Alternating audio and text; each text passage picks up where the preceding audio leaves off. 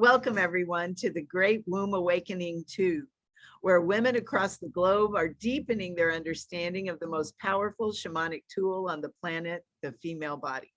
I'm your host, Kathy Forrest, founder of Celestial Forest Institute, and I am so excited to be here with my dear friend and colleague, Taria Ward. Welcome, Taria.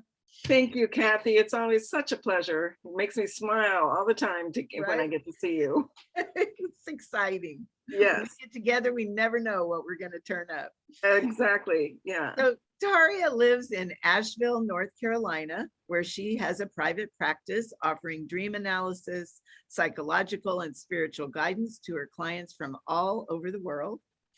She's worked intensively with her own and other people's dreams for more than 45 years, and for nearly 30 years has been an avid student of Indigenous ways of knowing and being.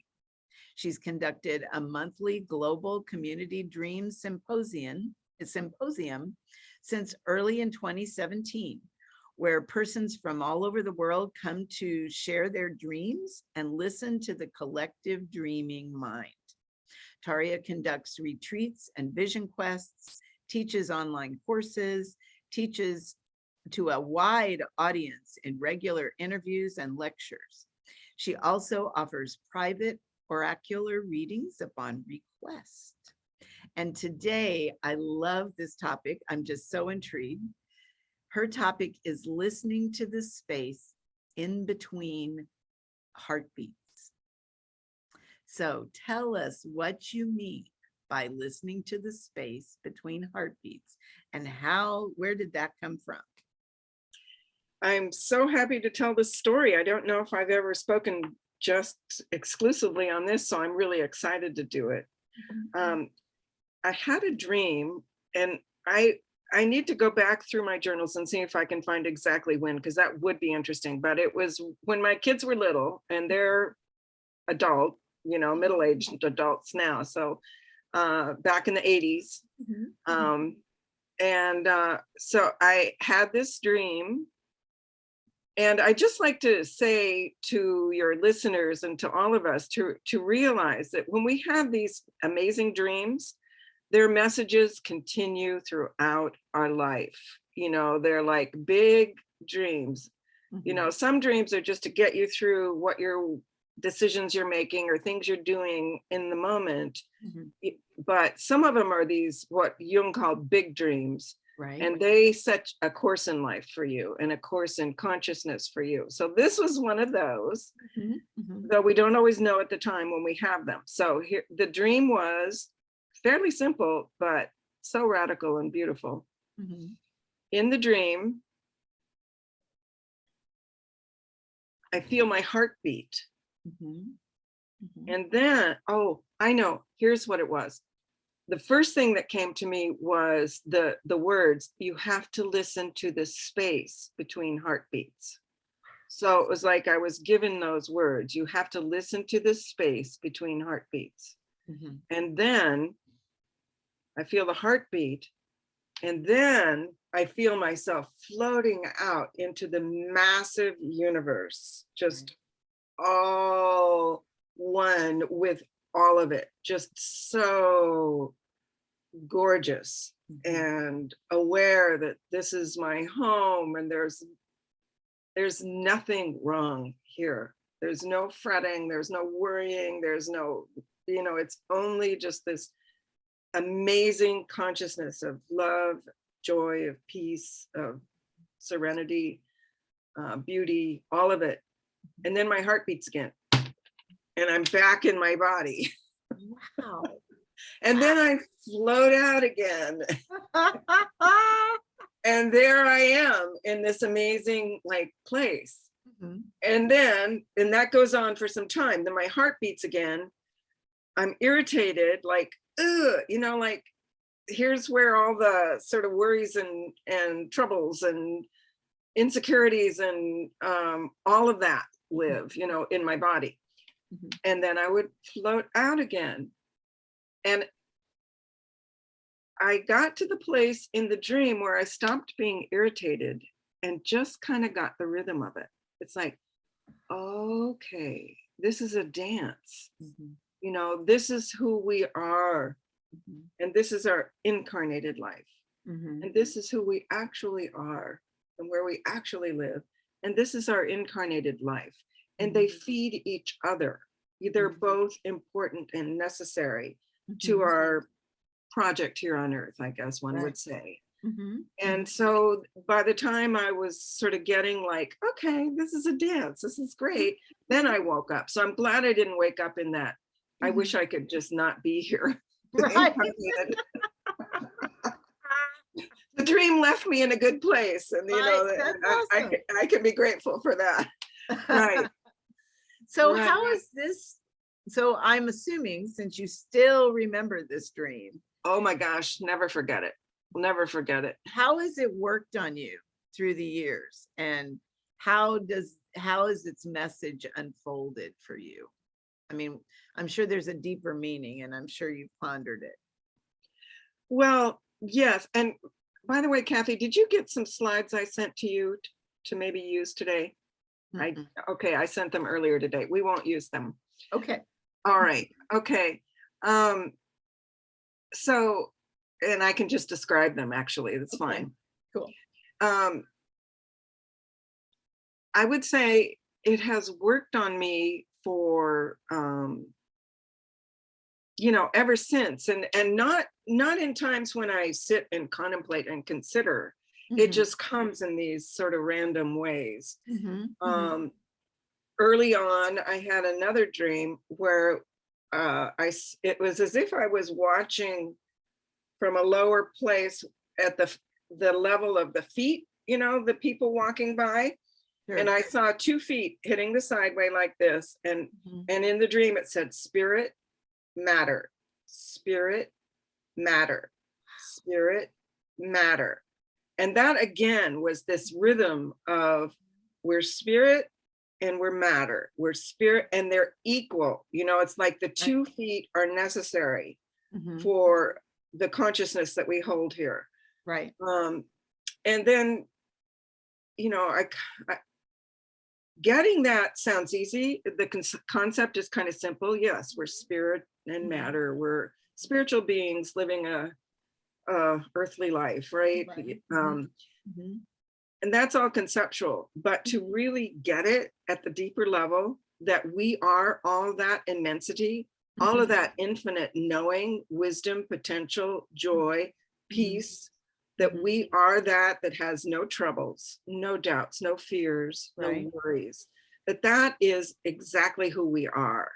Mhm. As much as, this project that we are living in terms of our incarnated existence here on planet Earth, Right. which is a beautiful thing we apparently signed up for. And Right. yay for us, Right. lucky us that we got to do it. Mhm. But too often we forget that that is who we are, as Yeah. much as this is. And these are the slides I would have shown you.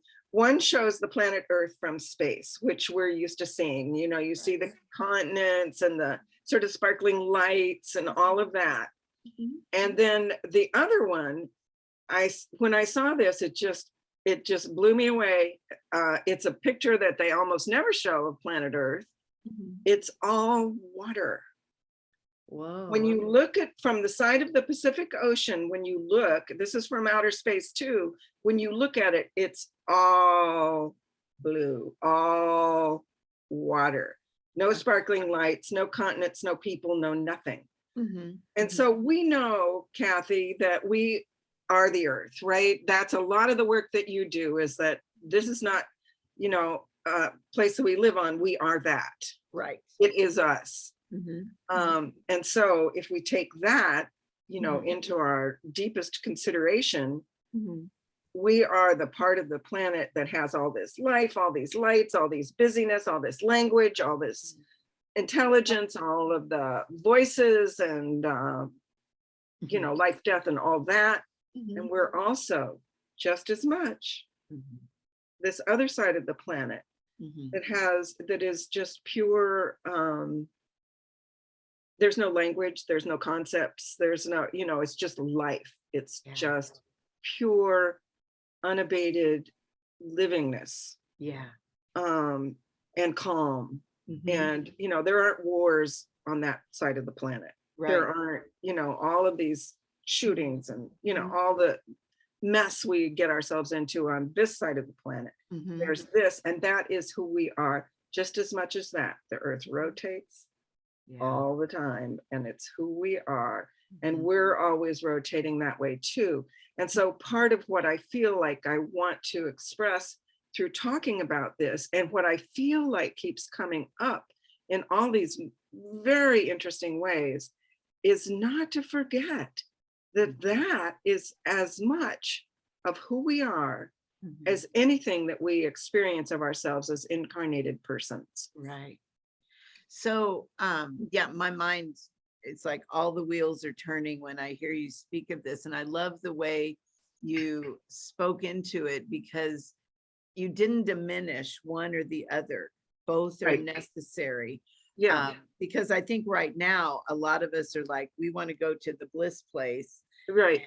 And we would like to do, just pretend that this other part doesn't matter, but it does. I mean, it's Yes. just as Yeah. necessary as the blissful part. Mhm. So when we think about, it kind of applies to this. It's like I've been looking at 2 years ago, right at the beginning of COVID, we did the Great Womb Awakening, the first one. Oh, And since that time, it was in March of 2020 is when that came out. And so from then until June of 2022, there's been this rumbling and that awakening has been happening. And you can look all around. I mean, we've had the Women's March and all of the things that have happened since then. And so even in the difficulties, and maybe because we've been waking up, we've had more things that make us feel uncomfortable in the waking world. But I want you to speak into how you see this relationship that you've been speaking of as it applies to the Great Womb Awakening, because that awakening is happening right now, still. right. Yeah, absolutely.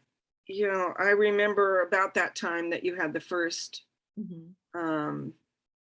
that you had your first summit on that topic. And also, just prior to it, I think we were all suddenly sort of undeniably aware that the feminine was rising, that Yeah. it's almost like vapors out of the earth. It's like Mhm.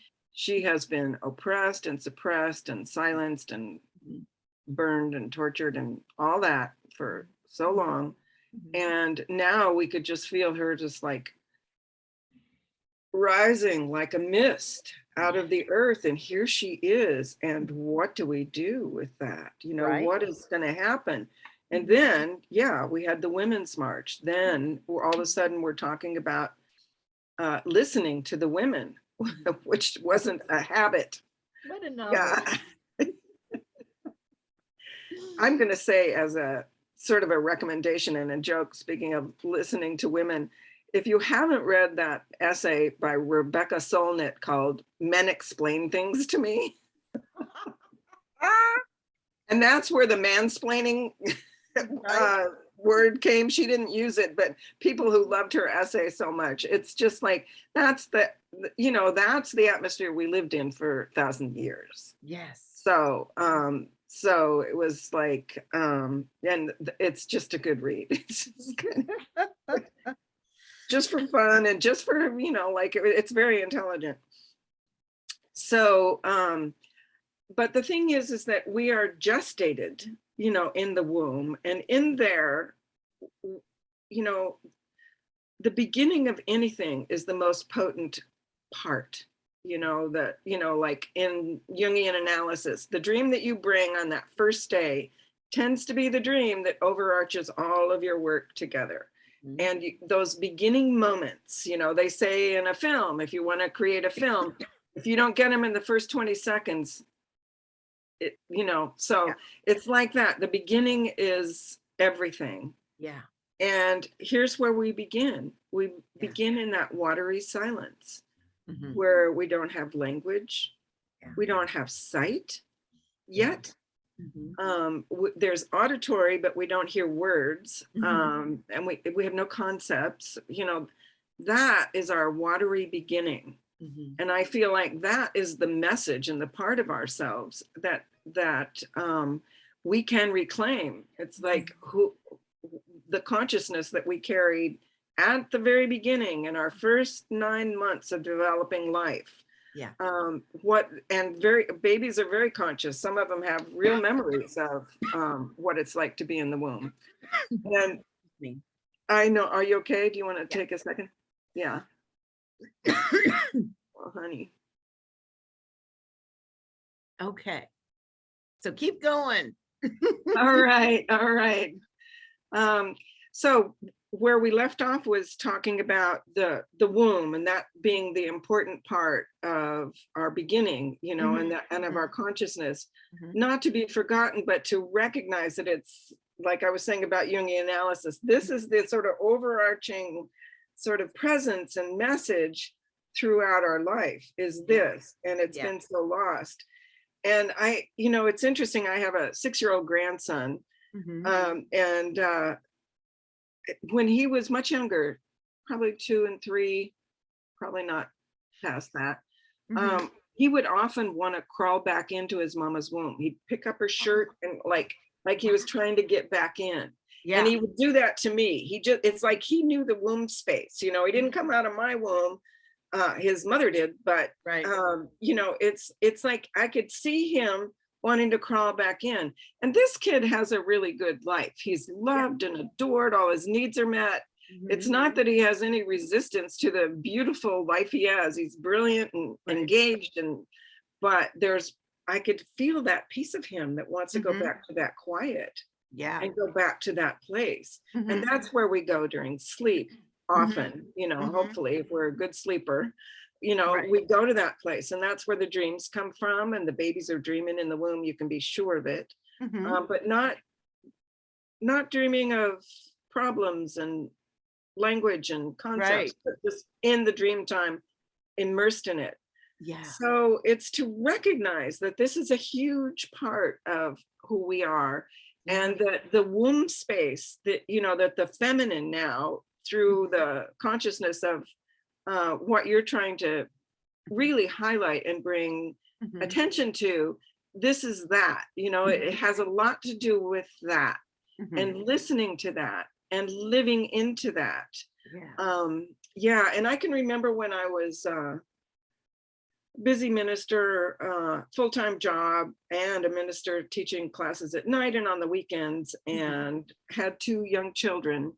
Right. I can remember running into the house to, after work to get all that done, Mhm. running back out, and there were these gorgeous flowers that were, my ex-husband was a landscaper. He had beautiful plantings always. Mhm. Um, and I was always running past the flowers. It's like they were Mhm. calling to me, and all I wanted to do was sit and observe and be with and smell and study. Mhm. And it's almost like that womb calling, it was Yeah. like that Yeah. calling. And I became aware that I was always running in and out of the house past it.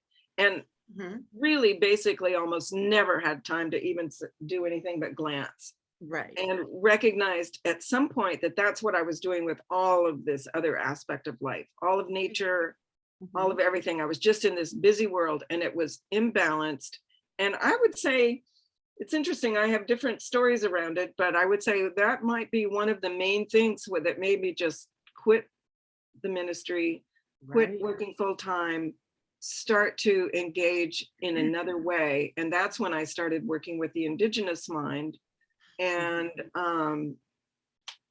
going on vision quests where I Right. would sit in a circle for 10 days at a time. On a Oh, couple of wow. occasions, it was 10 days. Wow. And you just let all your thinking go. Yeah. And then the indigenous way is basically to walk in and out of the dream time while awake. Not, Right. they think that we're mentally ill because we only dream when we're asleep. Right. And we are mentally or Mhm. clearly, look at the planet right now. Right. We're, Yes. you know, Yes. destroying it with the climate and every other thing. Yeah. So it's like if we can get back to that conversation, as Thomas Berry used to call it, the great conversation, where Yeah. you're listening to what the plant is saying, where you understand the messages and the information and the intelligence Right. of every other thing besides humans. We're only listening to humans and talking to humans. We're not, Right. in general, listening to this other side of life that is so vibrant and intelligent and so would help to bring us into wisdom and balance. Yeah, and when I was in Scotland, no, it wasn't Scotland. I don't know why I just said that. It was in England. I was able to go into a crop circle. Oh, wow. It was really a beautiful experience. My friend Veronica Goodchild and I were there, and we were able to go into the crop circle. And we had prayed that there would be one while we were there, and that it would be on the property of a farmer who would allow for us to enter, which a lot of them don't, Right. and that's their right. They don't want people tromping into their fields. Mhm. So that happened, and we went in, and the first message I got there was, don't even think about this, Wow. just be here. Wow. And that feels like that other side of the planet, that other side of Right. ourself, is just don't even think. And that has stayed with me. That goes with this dream. The message is just unfolded and continued through my whole life. Because it feels like it's like the part that we get so focused on is the other part, the busy part. And what we really need is more of that in between. Absolutely. The space between heartbeats. Yeah. And it's there. It's our bodies are mostly space. Mhm. When they break it down, we're more space than anything. And inside of every cell, there's more space than matter. In fact, I've heard, I hope I'm not wrong about this, but I think I've heard if you melted down the matter, took all the space out that's in Mhm. our bodies, it would fit on the head of a pin. Yes. So all of this is that space, and we're Yeah. not listening to that. We're listening to the matter, Right. that is so limited and limiting, and has a kind of intelligence, but not all the field of intelligence that we need to be Mhm. giving attention to and giving our respect to. And it feels like the matter can be, the busy matter can be a distraction to the other. It's like we just keep making more of it instead of spending time in between, in between the heartbeats. Right. And the masculine side of ourself is the doer, the doer, the doer. And thank God for that. It's, getting things done. It's the part of ourselves that pays the mortgage. It's the part of ourselves that plants the fields. That's the part of ourselves that that does all the things that need to be done. The feminine part of ourselves is certainly very involved in that. But the Mhm. masculine is more the doer. The feminine is more the one who I saw this with I'm afraid I'll offend some sensibilities, but I'm going to say how I saw this in nature. Um, this was in Iona in Scotland. This one was in Scotland. I saw a cliff. It's called the Cliff of Streams. And there were these little outcrops of the stone on the side of the cliff. And there were these birds who were sitting still, just completely calm, peaceful, and in their power. And there were all these other birds just flying out around like that, coming in and out and going, flying around. And somebody explained to me it was the female that was sitting on her nest, hatching her eggs.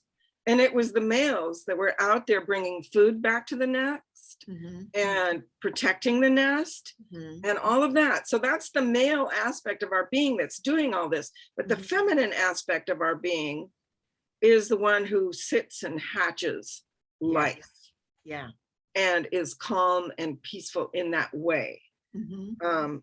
no, I don't like to relegate, we're Mhm. all both, right? So, Yeah. so Yeah. men need to bring up their masculine part and women need to uh, work with, both. We all need to work with both aspects of our being, but that one sort of is the feminine part, is the Mhm. one who sits. So in this womb awakening, hopefully it's to slow down and stop and listen and become aware of Mhm. these other aspects that where so much of the wisdom and intelligence is. Right. Yeah.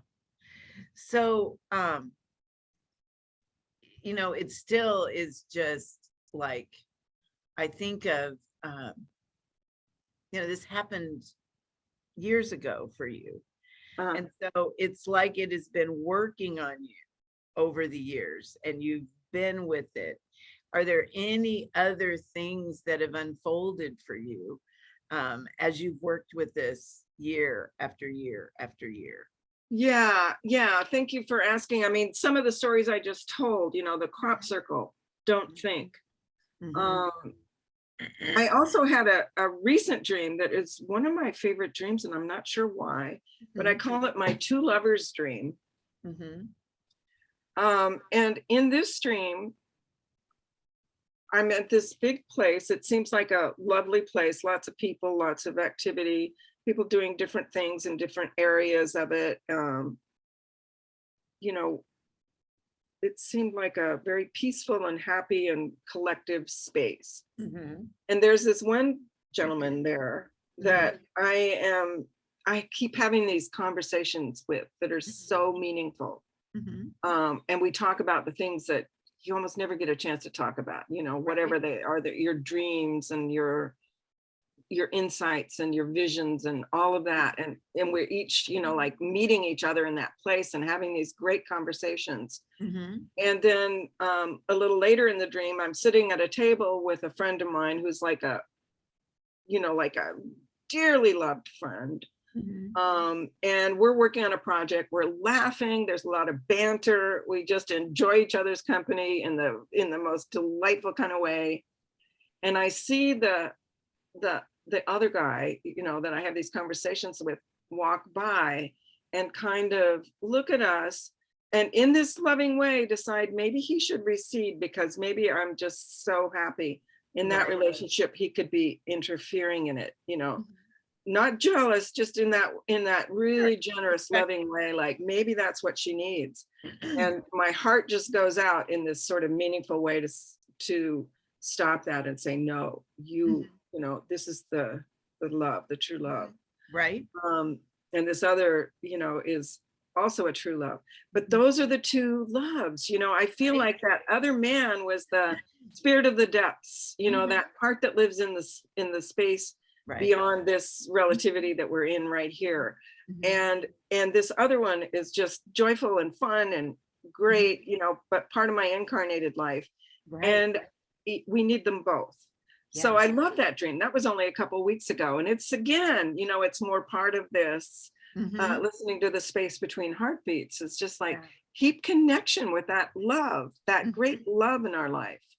So, And however that takes. Go ahead. right. Well, I'm just like, I'm looking at this going, I mean, I love that you had this experience, but there's maybe people out there that have never had it. And so they may not know what it feels like or what that space in between the heartbeats feels like. Uh-huh. How how would we try to do that? How would we try, what are things, practices, things we could do to get us there? Oh, it's I think it's going to be unique for everyone. For me, the Vision Quest really helped to Mhm. just get into that silence. It Yeah. felt like civilization just dropped like a veil. It's like I'm walking around in this world that I think is real, but Mhm. it's all these like veils that we're Exactly. in, it's just mirrors. You drop all the mirrors and you're in a whole different space. And Right. I felt that like took maybe 1 or 2 days where I just felt like it all dropped, like when you drop the curtain and Mhm. you're in a whole different place. Right. So I don't think it takes that if that's not something that somebody has the possibility to do. But Mhm. I think you can go into, there's another practice I often speak of called the sit spot, where you find your place in nature and that's where you go, and you go consistently. So it recognizes you and you recognize it. That Mhm. tree starts to become a familiar. These Yeah. little plants that are growing up, the squirrels that can walk through, the Mhm. birds that come by, all that becomes your familiar. Mhm. And in the best way you can, don't do a lot of thinking there. Right. Just drop it all. You've got a lot of decisions to make, a lot of things to worry about, a lot of, all that's there. It'll be waiting when you get back, Mhm. but to go into such place. Mhm. And for me, my front porch is one of my best sit spots. Just I sit there at the end of a day and I can sit there, watch the sun go down and the stars start to come out. And, I have the good fortune of just having that time. I live alone, Mhm. which has its upsides and downsides, but this is one of the upsides. I can Right. just sit there for as long as I want, whether it's Right. 20 minutes or whether it's 3 hours. Yeah. And I can just be there. And the trees, the birds, the wind, the Mhm. smells, all of that just soothe and activate, my inner being. It sounds Um, like nature's a big part of this, like being in nature. I mean, I think so. I know that people have their beautiful sit spots in their homes where they meditate. That's certainly going to take you there. But I feel like nature has a lot to teach mhm. us in these ways. Mhm. So wherever you can be, where you can kind of drop this reality that we're living in that is basically an illusion. Yeah. It's all an illusion. Mhm. But we're living it. It's what we got to do. It's what we're working through. But if you get to the place where you can recognize that it's an illusion and recognize that this other part of yourself is available, it's closer than your own breath, it's closer than your own heart, it's closer than anything. It's there, it's who we are. Yeah. And so even just to know that, Mhm. when you're running around in your busy world, you're in the car or you're doing your meetings or you're doing your thing, to just know that that other part of you is just as palpable, just as with you, just as Mhm. present. Let it Mhm. feed your thoughts, let it feed Mhm. your actions, Yeah. let it, become just awareness itself is Yeah. medicine, Yeah. just consciousness of it. Mhm. And what do you do with that consciousness once you wake it up, once you decide to wake it up? And it will guide you. As I hear you speak into that, it's like there's this thought that goes, and how miraculous is that? Right. That, all of that consciousness is concentrated in our little individual body, and Yes. that it can be with us all the time doing those things. I mean, that was the grand plan, Right. and it's happening, it's here. And we get so busy with the things that we forget that that's really the point. That the divine Right. really got to be embodied in us. Right. Absolutely, Kathy. Absolutely.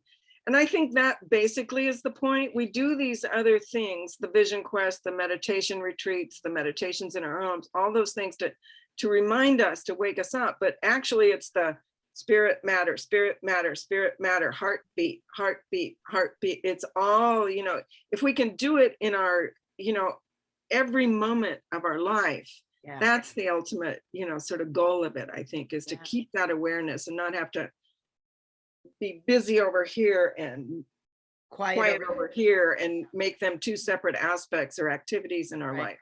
It's Mhm. to pull it all together and live it together. Have our two lovers sort of at the same time. Yeah. Yeah. Yeah.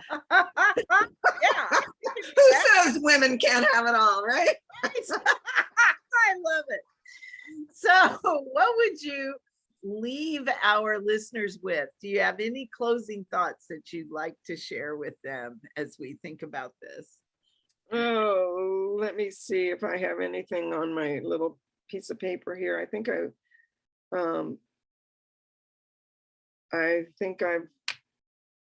covered, what my thoughts were, what I brought to the table today. But I would say, nature, like, get into the great conversation. Like, even if you're just can't conceive of the fact that that plant I'm looking out at the window here actually has something to tell me, a story to tell me, a wisdom to gift me with, Mhm. whatever. If you can't conceive of it, just drop your assumptions, Yeah. drop your sort of noble certainties, Mhm. and let it speak.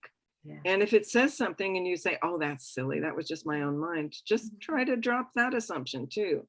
Mhm. Like, allow ourselves to fiddle with our concepts a little bit about what is so and what isn't, what we can do, what we're capable of and what we aren't. Yeah. Just sort of drop all of that and let ourselves just be with this awareness or this possibility and this infinite potential that we have. Yeah. So I guess Yeah. that would be Yeah. my closing thought. Yeah. So you have a really interesting and beautiful treat for our free gift. And it's a chapter out of your dissertation called The Birth Canal of the Heart. Can you tell us a little bit about that? Well, I'm sure this dream is included in that chapter. And I've had lots of dreams and experiences around heart intelligence. Mhm. And that chapter is the heart of my dissertation. I had, which was called Reawakening Indigenous Sensibilities in the Western Psyche. Yeah. And so I had 2 chapters before it and 2 chapters after it, but this is the one in the middle that I think is the heartbeat of the whole Right. thing. Mhm. So I just thought that, some people might love to read it just to help meditate on the wisdom of the heart. Because this Yeah. was all about the heart, Yeah. it was all about the intelligence and the wisdom of the heart, as Mhm. indigenous people and ancients have told us, it's where the real organ of perception lives. The head is meant to be in service to this and what it Yeah. knows. Mhm. So it's sort of a long meditation on that, and a way to get in touch with the indigenous side of our being that knows all that. Right. Wow. Yeah. And if people want to get a hold of you, I'm assuming you still do private sessions. If people want to get a hold of you to do that, they can do that on your website. Yes, I do psychological and spiritual counseling. I do dream analysis. I have studied the tarot. Dream led me to do that. So I can do tarot readings. And so, yes, they can just get in touch with me if you want to set up a session. And I do that as Beautiful. well. Yes. Beautiful, beautiful, beautiful. Taria, thank you once again. This has been delightful and it's so timely. We need to remember this. Yes. And really allow more of that balanced energy. And I feel like in the silence, that's where we begin the knowing, the sacred knowing that all the crazy that we're seeing out there is not the truth, Uh-huh. that this is the truth. Yeah. This is the real actual truth. It's what we Yeah. brought with us to this earth system. It's Mhm. what we'll take away Right? with us when the earth system is, we've done our work here. Right. Yeah, it's in between our every breath, in between every heartbeat. It's Yeah. yeah. Beautiful. Thank you, Yeah. Taria. It's always always a delight. It's always a delight to be with you, Kathy, and I'm glad your coughing kind of Went away. let go of you. Yeah, whatever that was, it let go. Yeah, it's part of it. Yeah. Yeah. Yeah.